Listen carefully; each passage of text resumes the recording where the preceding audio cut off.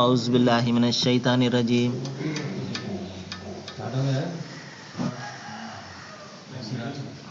बिस्मिल्लाहिर्रहमानिर्रहीम। क्या आते हैं अपना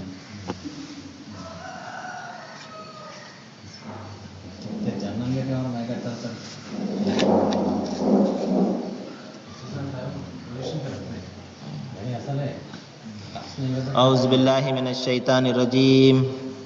बिस्मिल्लाहिर्रहमानिर्रहीम। वइज़ अख़ज़ना मीसाक़ बनी इसराईल ला तअबुदून इल्लल्लाह व बिल वालिदैनि इहसानन व ज़िल क़ुर्बा वल यतामा। सदक़ल्लाहुल अज़ीम। అనంత కరుణామయుడు, అపార కృపాశీలుడు, పాలకుడు, పోషకుడు, తీర్పు దిన యజమాని, సర్వలోక ప్రభు అయినటువంటి అల్లాహ్ శుభనామంతో ప్రారంభిస్తున్నాను. సోదరులారా, సోదరిమణులారా, అయ్యలారా, అమ్మలారా, అస్సలాము అలైకుం రహమతుల్లాహి వబరకాతుహు. సర్వ సృష్టికర్త అయినటువంటి దైవం మన అందరి జీవితాలలో శాంతిని, సమాధానాన్ని, కరుణను కురిపించునుగాక. ఆమీన్. ఇంతవరకు మీ ముందు మానవ మహోపకారి మహాప్రవక్త ముహమ్మద్ సల్లల్లాహు అలైహి వసల్లం వారి మీద విశ్వప్రభు అవతరింపజేసినటువంటి అంతిమ దైవ గ్రంథము, మానవాళి మార్గదర్శక గ్రంథము దివ్య ఖురాన్ యొక్క 2వ అధ్యాయం నుండి 83వ వాక్యం యొక్క అరబీ మూలంను పఠించడం జరిగింది. దీని యొక్క అనువాదం ఏమిటంటే, దైవం ఈ విధంగా నిర్దేశిస్తున్నాడు: ఓ మానవులారా, మీరు అల్లాహ్ను తప్ప మరెవరిని ఆరాధించకండి. తల్లిదండ్రులను, బంధువులను, అనాథులను, నిరుపేదలను ఆదరించండి. సోదరులారా, మనము కొద్ది రోజులుగా ఈ విషయాన్ని గురించే మాట్లాడుకుంటున్నాము. దైవము మనిషిని 2 హక్కులను నిర్వర్తించడానికి ఈ ప్రపంచంలో పంపించడం జరిగింది. అది ఒకటి దైవం యొక్క హక్కు, 2 మానవుల యొక్క హక్కులు. దైవం యొక్క హక్కు అంటే మనము అనేక సందర్భాల్లో మనం చెప్పుకున్నాము. దైవం ఒక్కడిని మాత్రమే ఆరాధించడం అనేది, ఆయనకు సాటి సమానము కల్పించక సర్వాన్ని ఆయనకు సమర్పించుకునే జీవితం గడపడం అనేది దైవం యొక్క హక్కు, మనిషి యొక్క బాధ్యత. మరి ఎవరైతే దైవం యొక్క హక్కును నిర్వర్తించడో అతడు ప్రపంచంలో ఎవరి హక్కును కూడా నిర్వర్తించలేడు. ఎందువలనంటే, పుట్టించిన దైవాన్నే అతను గుర్తించినప్పుడు, ఆ దైవం యొక్క అనుగ్రహాలు పొందుతూ ఆయనకు కృతజ్ఞతలు తెలిపే ఆ ఆలోచనే అతనికి లేనప్పుడు అతను నిస్సందేహంగా ఎవరి హక్కులు కూడా నిర్వర్తించలేడు. మరి ఈ రోజున మన ప్రపంచంలో మన తల్లిదండ్రుల హక్కులు కానివ్వండి, బంధువుల హక్కులు కానివ్వండి, సాటి మానవుల యొక్క హక్కులు కానివ్వండి, మనిషి ఎందుకు నిర్వర్తించలేకపోతున్నాడు అంటే, అతను తన దైవం యొక్క హక్కునే చెల్లించలేదు. దైవం యొక్క హక్కునే అతను చెల్లించకపోతే సాటి మానవుల హక్కులు ఎలా చెల్లిస్తాడు చూడండి. కాబట్టి సోదరులారా, అందువలనే దైవము ప్రప్రథమంగా ముందు దైవం యొక్క హక్కును నువ్వు చెల్లించాలి. అనుగ్రహాలు పొందుతున్నావు, ఇవి ఎక్కడి నుండి వస్తున్నాయో ముందు నువ్వు గుర్తించాలి. గుర్తించి ఆయనకు కృతజ్ఞతలు తెలపాలి. ఆయనకు సాటి సమానము నువ్వు కల్పించకూడదు, ఏ స్వరూపాన్ని కూడా ఆయనకు నువ్వు కల్పించకూడదు అని ముందు దైవం నిర్దేశించిన తర్వాత, మానవుల హక్కులలో ప్రప్రథమంగా బోధించినది తల్లిదండ్రుల యొక్క హక్కులను గురించి. ఈ విషయాన్ని గురించి మనము నిన్న కొద్దిగా చెప్పుకున్నాము. ఇన్షాల్లా దైవం తెలిస్తే ఈ రోజున తల్లిదండ్రుల యొక్క హక్కులను గురించి మరికొన్ని విషయాలను తెలుసుకోవడానికి ప్రయత్నం చేద్దాము. చూడండి సోదరులారా, నిన్న మనం చెప్పుకున్నాము, దైవము మానవాళి యొక్క మనుగడను తల్లిదండ్రుల ద్వారా చేయిస్తున్నాడు ఈ ప్రపంచంలో. మరి సృష్టి మనుగడకు ఆధారము తల్లిదండ్రులు. మరి వారు ఎంతో ప్రేమతోటి తమ బిడ్డలను సాకుతారు, ఎంతో ఆప్యాయతతోటి, ఎంతో ఆదరణతోటి తమ బిడ్డలను వారు పెంచడం జరుగుతుంది. మరి ఈ బిడ్డలు తమ తల్లిదండ్రుల యొక్క హక్కులను నిర్వర్తిస్తున్నారా ఈ ప్రపంచంలో ఈ రోజున అంటే, అది చాలా సత్యదూరంగా ఉంటుంది ఆ విషయం. ఎందువలనంటే, ప్రస్తుతము ప్రపంచము ఏ విధంగా మారిపోయిందంటే, మనిషి తన తల్లిదండ్రుల యొక్క హక్కులను ఏ మాత్రం కూడా నిర్వర్తించడం లేదు, గుర్తించడం లేదు. వారి యొక్క వారి యొక్క ఆదరణకు ఎటువంటి ప్రతిఫలం లభిస్తుందో అతనికి తెలియడం లేదు. చూడండి, నేను కొన్ని విషయాలు చెప్తాను. ప్రవక్త ముహమ్మద్ సల్లల్లాహు అలైహి వసల్లం వారి వద్దకు ఒక వ్యక్తి వచ్చాడు. ఒక వ్యక్తి వచ్చి, ఓ ప్రవక్త, నేను దైవ మార్గంలో నా ప్రాణాన్ని ధారబోయాలనుకుంటున్నాను, దైవ మార్గంలో నేను హిజ్రత్ చేయాలనుకుంటున్నాను అన్నాడు. హిజ్రత్ అంటే ఏమిటంటే సోదరులారా, ఎప్పుడైతే ఒక మనిషి తన సృష్టికర్తను గుర్తిస్తాడో, ఈ సమస్తానికి కూడా ఒకటే కర్తని గుర్తించి ఆ సత్యం మీద అతను ఎప్పుడైతే స్థిరంగా నిలబడిపోతాడో, ఆ సత్యాన్ని అతను ప్రచారం చేస్తూ ఉంటాడో, ఆ సత్యాన్ని ఈ ప్రపంచంలో స్థాపించడం కోసం కృషి చేస్తూ ఉంటాడు. ఈ భూమి దైవానిది, ఆకాశం దైవానిది, ఇక్కడ ప్రభుత్వం కూడా దైవందే ఉండాలి అని ఎప్పుడైతే మనిషి కృషి చేస్తూ ఉంటాడో, నిస్సందేహంగా మరి దానికి వ్యతిరేకంగా ఉన్నటువంటి ప్రజలందరూ కూడా అతన్ని చంపడానికి ప్రయత్నం చేస్తారు, అతన్ని అణిచివేయడానికి ప్రయత్నం చేస్తారు. మరి అటువంటి సందర్భాలలో దైవము ఒక ఆజ్ఞ ఇచ్చాడు. మీకు మీ దైవం యొక్క ఆరాధన చేసుకోవడం చాలా కష్టంగా ఉంటుంటే, దైవ తిరస్కారులు మిమ్మల్ని మీ ఆరాధనను కూడా చేయకుండా ఆపుతూ ఉంటే, మీరు వేరొక చోటకి వలస పొండి, ఎక్కడైతే మీకు ప్రశాంతంగా దైవారాధన చేసుకునే అవకాశం లభిస్తుందో అక్కడకు మీరు వలస వెళ్ళిపోండి అని దైవం ఇక్కడ ఆజ్ఞాపించాడు. వీరి యొక్క బాధలను అనుభవిస్తూ దైవారాధనను మానివేయడం కంటే మీరు వేరొక చోటుకు వెళ్ళిపోయి అక్కడ దైవారాధన చేయండి అని ఆజ్ఞాపించడం జరిగింది. దీనినే అరబీలో హిజ్రత్ అని పిలవడం జరిగింది. కాబట్టి ఒక వ్యక్తి వచ్చి, ప్రవక్త, నేను దైవ మార్గంలో హిజ్రత్ చేయాలనుకుంటున్నాను, దైవ మార్గంలో నా ప్రాణాలను అర్పించేయాలనుకుంటున్నాను అనగానే ప్రవక్త ముహమ్మద్ సల్లల్లాహు అలైహి వసల్లం వారు ఒక ప్రశ్న అడిగారు. మీ ఇంటిలో నీ తల్లిదండ్రులు ఉన్నారా అని. ఉన్నారు ప్రవక్త అని అతను జవాబు చెప్పాడు. మరి నీ తల్లిదండ్రులను చూసేవారు ఎవరు అని అడగానే ప్రవక్త, నేనే వారిని చూడాలి, మరి నేను ఇప్పుడు దైవ మార్గంలో నా ప్రాణాలు ఇచ్చేయడానికి నేను వస్తున్నాను, మరి వారిని చూడడానికి ఎవరూ లేరు అనగానే, ముందు నువ్వు నీ ఇంటికి వెళ్ళి నీ తల్లిదండ్రుల యొక్క ఆదరణ చెయ్యి, వారిని బాగా చూసుకో, అదే దైవ మార్గంలో ప్రాణాలు అర్పించడం అంటే అని చెప్పడం జరిగింది. అదే దైవ మార్గంలో వలసపోవడం అంటే అని చెప్పడం జరిగింది. కాబట్టి తల్లిదండ్రుల యొక్క సేవ చేయడము, వారి యొక్క ఆదరణ చేయడము దైవ మార్గంలో ప్రాణాలను అర్పించేంత గొప్ప ఫలము అని ప్రవక్త ముహమ్మద్ సల్లల్లాహు అలైహి వసల్లం వారు చెప్పారు. అంటే తల్లిదండ్రుల యొక్క బాధ్యత ప్రతి బిడ్డ మీద ఎంత ఉన్నదో ఒకసారి మనం గమనించాలి. ఇంకా చూడండి, ఇంకొక సందర్భంలో ప్రవక్త ముహమ్మద్ సల్లల్లాహు అలైహి వసల్లం వద్దకు ఒక శిష్యుడు వచ్చి, ఓ ప్రవక్త, నేను మంచిగా ప్రవర్తించడానికి, సేవ చేయడానికి, సత్ప్రవర్తనకు ఎక్కువగా ఎవరు అర్హులు అని అడగడం జరిగింది. నేను ఈ ప్రపంచంలో అంటే దైవం తర్వాత ఎందువలంటే సోదరులారా, దైవం తర్వాత ఏదైనా కూడా దైవం తర్వాతే. ఒక సందర్భంలో ప్రవక్త ముహమ్మద్ సల్లల్లాహు అలైహి వసల్లం వారు ఈ విధంగా చెప్పారు, మీరు దైవాన్ని, మీ ప్రవక్తను ఎక్కువగా ముందు ప్రేమించాలి, వారి తర్వాతే ఎవరైనా కూడా. కాబట్టి నేను మీ అందరికంటే కూడా, మీ తల్లిదండ్రుల కంటే, మీ భార్య బిడ్డల కంటే, అందరికంటే దైవము మరియు దైవ ప్రవక్త ఎక్కువగా ప్రీతిపాత్రం మీకు కానంత వరకు మీరు విశ్వాసులు కాలేరు అని చెప్పడం జరిగింది. కాబట్టి దైవం పట్ల, ఆయన ప్రవక్త పట్ల ప్రేమ ఉన్నవాడే ఈ ధర్మాన్ని అనుసరించగలుగుతాడు. ఎంత కష్టమైనప్పటికీ కూడా అతను మస్జిద్కి వచ్చి నమాజ్ ఆచరించగలుగుతాడు. అది దైవం మరియు దైవ ప్రవక్త పట్ల ఉన్నటువంటి ప్రేమ. కాబట్టి వీరిద్దరూ కాకుండా ఈ ప్రపంచంలో ఎవరు నా యొక్క సేవకు ఎక్కువగా అర్హులు అని చెప్పగానే ప్రవక్త ముహమ్మద్ సల్లల్లాహు అలైహి వసల్లం వారు జవాబు చెప్పారు, నీ తల్లి అని చెప్పడం జరిగింది. ఆ వ్యక్తి రెండవసారి కూడా, ఓ ప్రవక్త, నేను ఆదరించడానికి, సేవ చేయడానికి ఇంకా ఎక్కువ అర్హులు తల్లి తర్వాత అనగానే రెండవసారి కూడా ప్రవక్త వారు నీ తల్లి అని చెప్పడం జరిగింది. మూడవసారి అడిగారు, మూడవసారి కూడా నీ తల్లి అని చెప్పడం జరిగింది. నాలుగోసారి అడిగినప్పుడు అప్పుడు నీ తండ్రి అని చెప్పడం జరిగింది. కాబట్టి తల్లి యొక్క హక్కు 3 సార్లు ప్రస్తావించి చివరన తండ్రి గురించి చెప్పడం జరిగింది. అంటే ఏ విధంగా, ఎందువలంటే అంతిమ గ్రంథం ఖురాన్లో చెప్పాడు, నీ తల్లి బలహీనత మీద బలహీనత సహించి నిన్ను కడుపులో పెట్టుకుని మోసింది అని. చూడండి, ఒక 2-3 కేజీల ఒక బరువు ఒక గంట సేపు మోస్తే మనం అలసిపోతాం. మరి అలాంటిది ఆ తల్లి ఆ 4 కేజీల బిడ్డను, 3-4 కేజీల బిడ్డను కడుపులో మోసుకుని 9 మాసాలు మోస్తుందంటే ఆ తల్లి యొక్క సహనం ఎంత ఉందో ఒకసారి గమనించండి. ఎంత ప్రేమ లేకపోతే తన బిడ్డను ఆ తల్లి కడుపులో పెట్టుకుని మోస్తుంది. కాబట్టి తల్లి యొక్క రుణాన్ని ఎన్నడూ కూడా తీర్చుకోలేడు. అందుకని ప్రవక్త వారు చెప్పారు, నీ తల్లిని మోసుకుని నువ్వు హజ్ యాత్ర చేసినా ఆమె పురిటి నొప్పులకి, ఆమె ప్రసవ వేదన పడుతున్నప్పుడు ఆ కలిగినటువంటి ఒక్క నొప్పికి కూడా నువ్వు చేసిన పని సరికాదు అని చెప్పారంటే తల్లి యొక్క రుణము ఎంత ఉన్నదో ఒకసారి ఆలోచించండి. ఇంకా ప్రవక్త ముహమ్మద్ సల్లల్లాహు అలైహి వసల్లం వారు చెప్పారు, దేవుని యొక్క ప్రేమానురాగాలు తండ్రి యొక్క ప్రేమానురాగాల్లో ఉన్నాయి. మరి దేవుని యొక్క ఆగ్రహము తండ్రి యొక్క ఆగ్రహంలో ఉన్నది అని చెప్పడం జరిగింది. చూడండి, ఇంతవరకు తల్లి యొక్క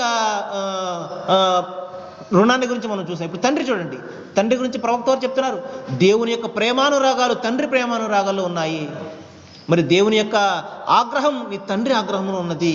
కాబట్టి తండ్రి గురించి నువ్వు చాలా జాగ్రత్తగా ఉండాలి సుమా. కానీ మనం చూడండి, మరి ఏ విధంగా మన తండ్రిని నిరాదరిస్తూ ఉంటాము, ఏ విధంగా ఆయన ముందు మనము సమాధానం చెప్తుంటాము, జవాబులు చెప్తుంటాము. ఇంకా చూడండి, ఇంకా చెయ్యి కూడా చేసుకునేంత దౌర్భాగ్యులు మన ప్రపంచంలో ఇంకా చాలామంది ఉన్నారు. ఈ విధంగా ఒక సందర్భంలో ప్రవక్త వారు, ఒక వ్యక్తి తన వద్దకు వచ్చారు. ఓ ప్రవక్త, నేను దైవ మార్గంలో నా యొక్క జీవితాన్ని ఖర్చు చేసేస్తాను, ఇంకా మీతోనే ఉంటాను అనగానే, నీ తల్లిదండ్రులు ఇంట్లో ఉన్నారని అడగగానే ఉన్నారు అని చెప్పారు ఆయన. మరి వారు నీకు అనుమతి ఇచ్చారా ఇక్కడికి రావడానికి అనగానే, లేదు ప్రవక్త, నాకు అనుమతి ఇవ్వలేదు వాళ్ళు అనగానే, నువ్వు వెంటనే ముందు ఇంటికి వెళ్ళు, నీ తల్లిదండ్రులను ఆదరించు అని చెప్పడం జరిగింది. కానీ ఈ రోజున చూడండి సోదరులారా, తల్లిదండ్రులు ఏ విధంగా ఉన్నా కూడా పట్టించుకోకుండా ఉద్యోగ నిమిత్తం కానివ్వండి, లేకపోతే మరొక నిమిత్తం కానివ్వండి, వారిని వదిలి దూరంగా వెళ్ళిపోయే మన పిల్లలను మనం ఎంతమందిని చూడడం లేదు ప్రపంచంలో. వారికి ఏ జబ్బు వచ్చినా పట్టించుకునేవాడు లేడు, వారికి తిండి తిప్పలు ఉన్నాయో లేవో చూసేవారు కూడా లేరు. ఈ విధమైనటువంటి నిరాదరణకు ఈ రోజున ప్రపంచం గురైపోతుందంటే, తల్లిదండ్రులు గురైపోతున్నారంటే, వారికి తల్లిదండ్రుల పట్ల ఉన్నటువంటి ఆ యొక్క వారి యొక్క సేవలో ఉన్నటువంటి ఆ మహత్యము వారికి తెలియని కారణంగానే. ఒక సందర్భంలో ప్రవక్త ముహమ్మద్ సల్లల్లాహు అలైహి వసల్లం వారు 3 సార్లు ఆమీన్ ఆమీన్ ఆమీన్ అని అనడం జరిగింది. శిష్యులందరూ కూడా అడిగారు, ఓ ప్రవక్త, ఏంటి మీరు ఈ విధంగా అన్నారని. ఇప్పుడే దైవదూత నా వద్దకు వచ్చారు, ఆయన ఒక మాట అన్నారు, అదేమిటంటే, ఎవరి వద్దనైతే తల్లి కానీ తండ్రి కానీ లేకపోతే ఇద్దరు కానీ ముసలివారైపోయి ఉండి మరి వారి సేవ చేస్తూ తన స్వర్గాన్ని ఎవరైతే సాధించలేడో, స్వర్గాన్ని పొందలేడో, అటువంటి వారి మీద దేవుని శాపం పడుగుగాక, దేవుడు వారిని శపించుగాక అని ప్రవక్త దైవదూత అన్నారు. నేను అలాగే అని చెప్పేసి ఆమీన్ అని పలికాను అని చెప్పడం జరిగింది. కాబట్టి మన ప్రస్తుత సమాజంలో మన వద్ద తల్లి కానీ తండ్రి కానీ అందరికీ చాలామందికి ఉంటూనే ఉంటారు. మరి అటువంటి వారిని మనము సేవ చేసి మరి మన స్వర్గాన్ని పొందే మార్గాన్ని మనము సుగమం చేసుకోకపోతే మనంత దురదృష్టవంతుడు మరొకడు ఉండడు అని ఇక్కడ మనం గ్రహించాలి.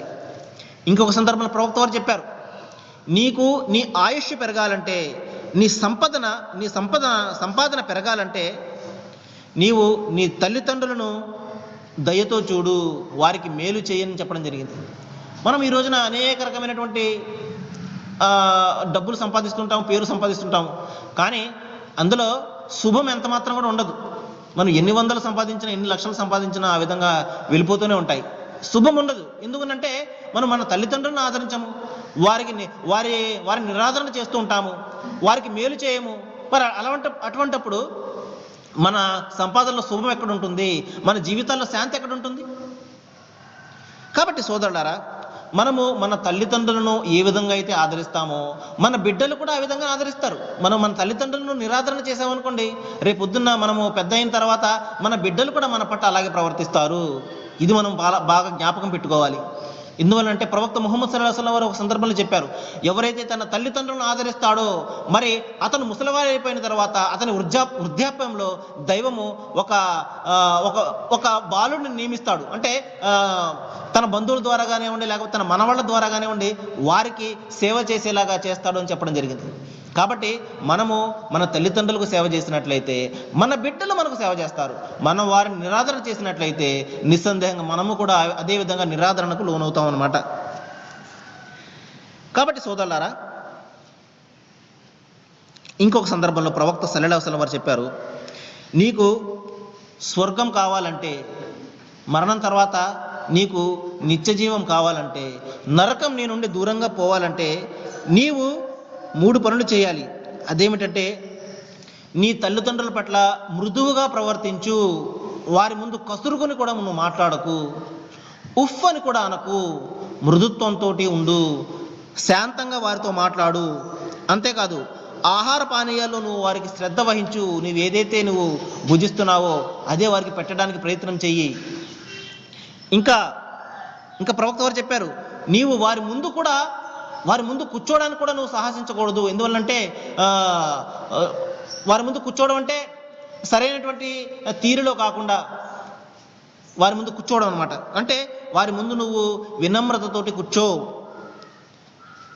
అంతేకాకుండా నీ తండ్రి ముందు నడవలసి వస్తే నువ్వు నీ తండ్రి ముందు కంటే నువ్వు ముందు నడవకూడదు. నీ తండ్రి ముందు తర్వాత నీ తండ్రి వెనకాల నువ్వు నడవాలి అని చెప్పడం జరిగింది. ఈ విధంగా మన ప్రతి ప్రవర్తనలో కూడా ప్రవక్త సల్లల్లాహు అలైహి వసల్లం వారు తన బిడ్డ యొక్క బాధ్యత ఏమిటి, తల్లిదండ్రుల యొక్క హక్కు ఏమిటి అనే దాని గురించి ఎంత స్పష్టంగా వివరించారో చూడండి.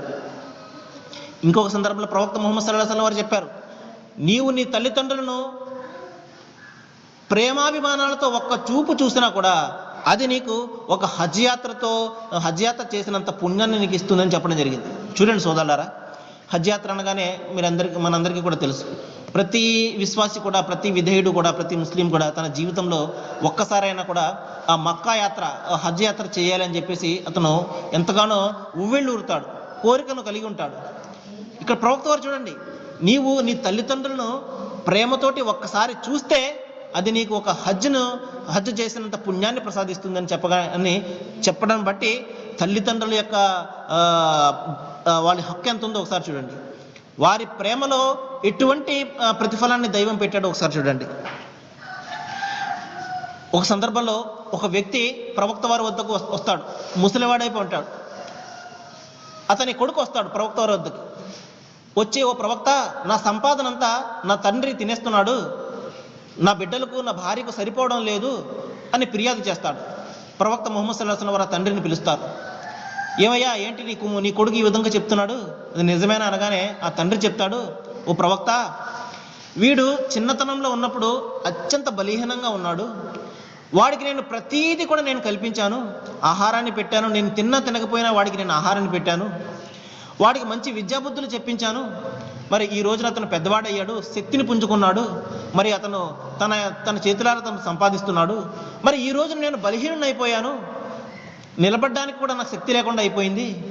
మరి ఇటువంటి పరిస్థితుల్లో మరి నా బిడ్డ యొక్క సంపాదనను తీసుకునే హక్కు నాకు లేదా అనగానే ప్రవక్త సల్లల్లాహు అలైహి వసల్లం వారు వలవలా కన్నీరు కార్చి, నిస్సందేహంగా నీ కుమారుడు యొక్క సంపాదనలో నీకు హక్కు ఉన్నది అని చెప్పడం జరిగింది.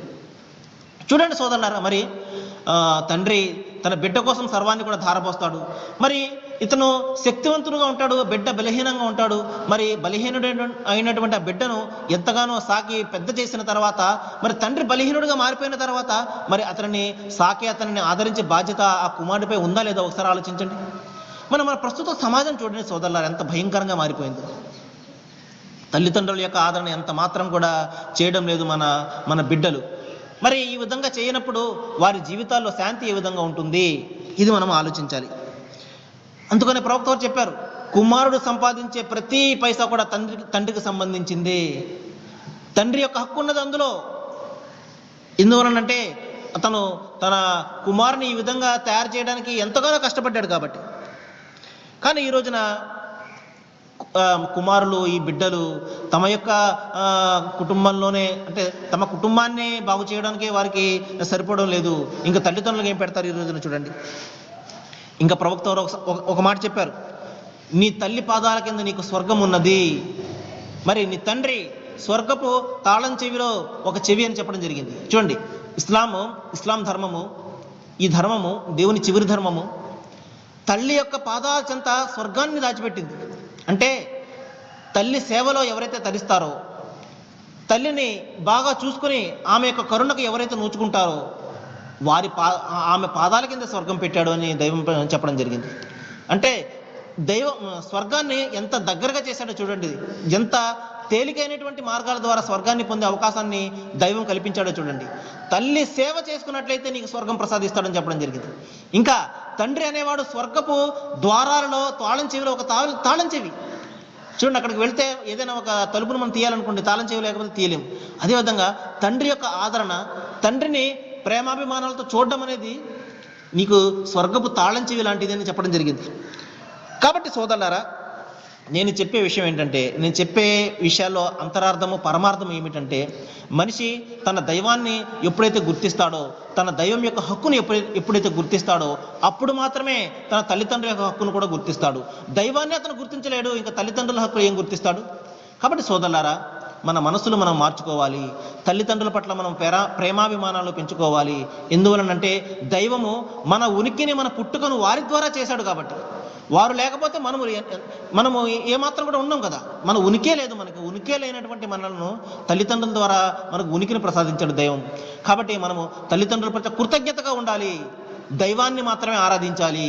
ఒక్క దైవాన్ని మాత్రమే ఆరాధించి తల్లిదండ్రుల పట్ల మనం కృతజ్ఞత మనం చూపించినట్లయితే నిస్సందేహంగా దైవము మన ఈ ప్రపంచంలో, మన జీవితంలో కూడా శాంతిని ఇస్తాడు, సుఖాన్ని కల్పిస్తాడు, శుభాలను ప్రసాదిస్తాడు.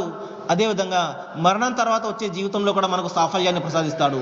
మనము ఇవేమి చేయకుండా నేను మంచి విశ్వాసినండి, నాకు మించినటువంటి దైవభక్తుడు లేడండి అని దావాలు చేస్తుంటాం. కానీ మన ఇంట్లో మన తల్లిదండ్రులు ఈ విధంగా బాధలు పెడుతూ ఉంటాం.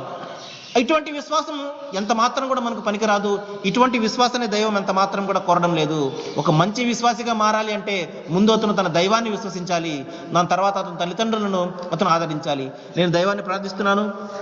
ఏ విషయాలైతే తల్లిదండ్రుల విషయంలో నేను ఇక్కడ ప్రస్తావించడం జరిగిందో వాటిని మనం అందరం కూడా ఆచరించేలాగా దైవము మన హృదయాలను తెరవాలని, మనము మన తల్లిదండ్రుల యొక్క సేవలు చేసి మన స్వర్గాన్ని పొందే మార్గాన్ని మనం సుగమం చేసుకోవాలని దైవము మీకు, నాకు, మనందరికీ కూడా ఆ యొక్క మార్గాన్ని బోధించాలని, మన మనసులు విప్పాలని నేను ప్రార్థిస్తూ ముగిస్తున్నాను. వాఖిరు దవానా అనిల్ హమ్దులిల్లాహి రబ్బిల్ ఆలమీన్. అస్సలాము అలైకుం.